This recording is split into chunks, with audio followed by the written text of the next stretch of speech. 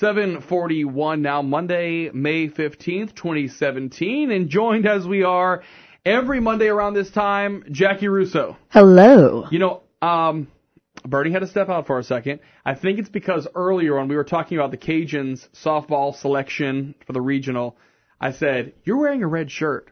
Jaci might come in here like a bull in Spain. No, I think that's great. And tackle you. We should all be showing our team colors today. Hey. Planning on a little road trip to a regional that should be located at Lansing, but it's not. And we just need to go make them pay for it. You know, we've talked about this before. I talked about how in awe my brother and sister-in-law who live a stone's throw away from Texas A&M, we watched a doubleheader, a softball doubleheader one day because they were like, it's just so nice. The facility is nice. You can see, you can hear. It's not the Sandlot. Right. No, it's kid-friendly, and it's fun, and everybody's supportive, and they're there to be a part of the community. And that's what I love about local softball. The thing about it to me is, I told Bernie I wanted a whiteboard because I keep thinking about these analogies where it's like Broussard versus Youngsville. It's like the House versus the Senate. LSU versus UL. You can be a fan of both. What do you think? Are you of the mindset that you really need to root for your own people? My personal philosophy, which is not shared by every adult in my house, but my personal philosophy is you need to be true to your school. And if you did not go to school in Lafayette, but you now live in Lafayette and get revenue from people who live in Lafayette, you need to be true to our hometown school. So I think it's local first. And so, if you're in Lafayette, be a fan of the Lafayette School, which is the University of Louisiana. Don't matter. Conferences don't matter to you? No. Okay. No. Right. It's about winner take all. Okay. Well, I hope they go over there. I really hope they go over there. But now here's the thing. Wait, that said, if the University of Louisiana Raging Cajuns is not playing in something, then the next local thing would be Louisiana. Correct. And so someone from the state of Louisiana. So I have cheered for McNeese before. I've cheered for LSU before. I can't say I've ever cheered for ULM or La Tech. But well, that's Texas and Southern Arkansas. Exactly. So, exactly. We'll accept them. But, exactly. You know. All right. What are we talking about today on the blog? Today we're talking about social media being viral. Okay. And so I think some people think, well, I'm just going to make this thing and it's going to go viral and 7 million people are going to see it. That's not really the way it works. Yeah. And so what you have to remember is that shouldn't be your goal. If that is a side effect that a lot of people see it more than average or normal, great. Congratulations. But your first initiative, your first goal should be making it engaging to your core audience.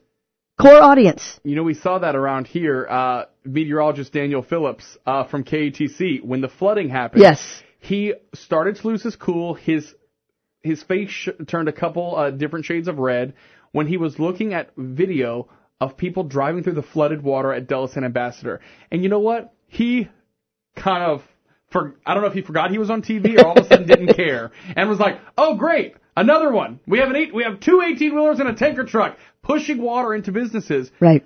Someone videoed that, literally, a video off of the TV. Not even the actual video from the station. Right. Someone videoed the TV. And people are just cheering him because it's saying something everyone wanted to say. Right. And I hate to say like these angry social media posts. A lot of times that's what will go viral. Because that's how we all feel. I think some people, it's what they wouldn't say themselves. Right. Right. And that's the thing is, it's engaging content. He was speaking directly to his audience. And everybody's had that frustration. If you've been in a low-lying neighborhood and you've seen water go into neighbors' houses or into businesses, you know that frustration. And so it rang true. It had an emotional connection.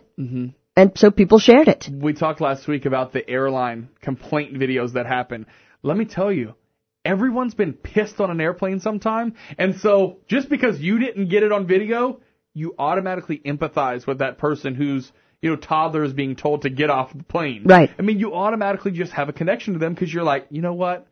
I was mad one time too when I'm, sitting 3 people across and there's an empty row and they say you can't move. Right. There are just so many things that happen like that, but it's things people can identify with. Well, and I'll add to that list, when you're on your phone and they tell you have to turn it off, it's like, this won't take the plane down. If it did, the terrorists would use them. They would have been doing it. Yes. Right. So I call BS on your whole, for the safety of everyone, you have to turn off your cell phone. That's ridiculous. Yeah. And so I think it's that blatant abuse of authority just because. It's not really to save lives or to help people. Yeah. And I think that's what happens when those people drive fast through the rain in their great big trucks pushing water into houses. It's just because you can. And that's not nice. And speaking of the airline thing, we're about to see another wave. There was word that the TSA and Homeland Security, et cetera, will move to ban laptops now from flights from Europe. Right. Do you know who pays the premium for those flights? They're business people who might want to get something done on an 8-hour flight. Have to get something done on an 8-hour flight. Done. Yes. I mean, I don't see this. You know what it's going to be? It's going to be another perk thing. You can't fly with your laptop unless you're in first class. Right. Or something like that. Because that's where the business travelers are, or at least business class. But not all of them. Right. Small businesses aren't going to, and I don't know. I see more and more of this happening. Well, what do you do with I guess even with the Galaxy thing. You remember you couldn't fly with the Galaxy 8 when it was exploding. That was a safety issue. I was okay with that. I get it, but what do you do if you've made it all the way to the airport? I mean, is there like a FedEx place in the airport? I don't know. Like, what do you do if you go there? And I have a friend who was on her way to go skiing, and I will not reveal names to protect the innocent here, but got all the way through TSA realizing she had accidentally left a loaded gun in her bag from a hunting trip previously. And so, they don't think very kindly when that happens. It doesn't matter who you are. There's no such thing as an accident in their minds. No. Loaded gun is a loaded gun. And so she was detained and had to be interrogated, and, you're about to miss a whole family trip and connecting flights, and it's a whole thing. And so when it was all said and done, she was free and cleared to go, but didn't want to lose the gun or throw it away, and couldn't run back and lock it in the car or she'd miss the plane. And so she gave it to a TSA agent to keep safe for her and got it back when she came back through. Wow. Right. I would never, that wouldn't even cross my mind. Well, that is one of the small benefits of a small town. At the end of the day, we're not New York. And so we do have a friendly airport, and luckily somebody's willing to help her out. Unlike me, when Sarah usually goes through security first, and then I get up there and they say, "Oh, I knew you were flying today. Where are you going?" And then stop the line to ask Sarah who's keeping the kids. And I'm like, we've got to get out of here. Yeah. Too many people know what's happening. Right. All right, good. Well, we're going to have this posted over at kpal965.com. On the topic of viral videos, though, what is your tip for a company? Like you said, you don't want to try to create viral content. It's going to backfail. How do you turn what really you need is to be a commercial? I mean, think about it. The one that things go viral for all the wrong reasons. The mattress store on 9/11. The towers of mattresses that someone ran through and knocked them down. That killed that business. Right, so bad. So again, don't make going viral ever one of your goals. Yeah. Start with being true to your cause and your mission and your beliefs, and just speak from the heart and do something that's going to resonate. At the end of the day, porn is viral, so that's not what you want. Yes. You want to be something that's really going to benefit your business. It's easy to go viral. Business, right? Right. Well, so what you want to do is focus on something that's really true to who you are and what you're about, and don't make it a sales message. Make it a people message. Make it about your people, about the people you serve, and make it something that's interesting. There's these two guys in Baton Rouge that are lawn doctors. Okay. And they've done this very funny spot that is kind of taking off of lawyers. Okay. And it's really clever. And so I see that as having some serious viral potential. Okay. So I'll send you the link to that. You can add it. I might have to post that one too. Yeah, because it's some funny stuff. It's some really funny stuff. All right, Jaci Russo.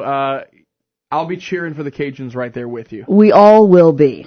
We got to get the girls through regionals, and then get the boys there. It's almost that time of year where there are no technical problems that happen all season long, but now's the time where there are technical problems, and I just have to go on there to investigate them myself. Well, of course, it's your duty. As the brand manager, I need to go check on things. Jaci, thanks for stopping by. Thank you. We're going to see you, by the way, again next week.